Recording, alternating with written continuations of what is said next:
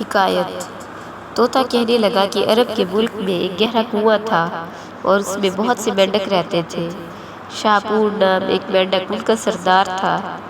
جب وہ مینڈکوں پر بہت ستم کرنے لگا تب وہ سب گھبرا گئے اور آپس میں مشورت کر کے کہنے لگے کہ ہم اس کے ہاتھ سے عاجز آئے ہیں، اس کو موقوف کر کے ایک اور مینڈک کو اپنی قوم سے سردار کیجیے۔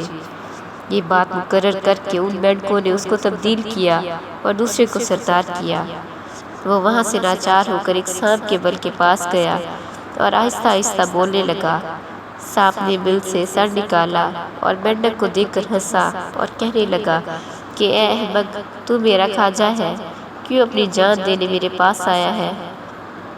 مینڈک نے کہا کہ میں اپنی قوم کا سردار ہوں اور فلانے کنویں میں رہتا ہوں، تمہارے پاس اپنی قوم کی فریاد لایا ہوں کہ داد پاؤں اور بہبودی کو پہنچوں۔ سانپ بہت خوش ہوا اور اس کو دلاسا دے کر کہنے لگا کہ وہ کنواں مجھے دکھا دے کہ میں وہاں جاؤں اور تیرا بدلہ ان سے لوں۔ آخر سانپ اور مینڈک باہم اس کنویں پر جا پہنچے اور اس کے اندر اتر گئے۔ سانپ نے جب کتنے دنوں میں ان مینڈکوں کو کھا چکا تب اس سے کہنے لگا کہ آج میں نہایت بھوکا ہوں، کچھ ایسی تدبیر کر کے جس سے میرا پیٹ بھرے۔ تب شاپور ڈرا اور نہایت پشیمان ہوا کہ میں یہ کیا کیا کہ اس سانپ سے مدد چاہی اور برادری کو برباد کیا۔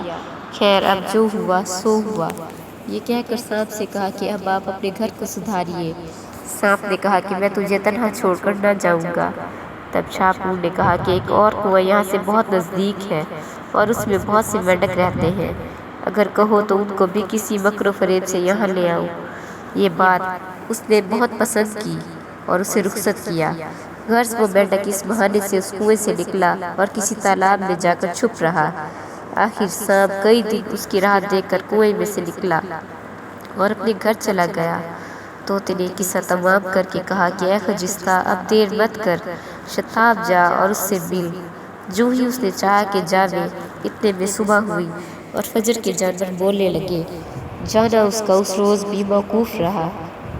تب اس شعر کو پڑھ کر آنکھوں میں آنسو بھر لائی۔ ہمدم ہم تو ہو گئے آخر وہی مثل شمع سحر، جو ہی اس کے منہ سے نکلا صبح ہوئی اب رات نہیں۔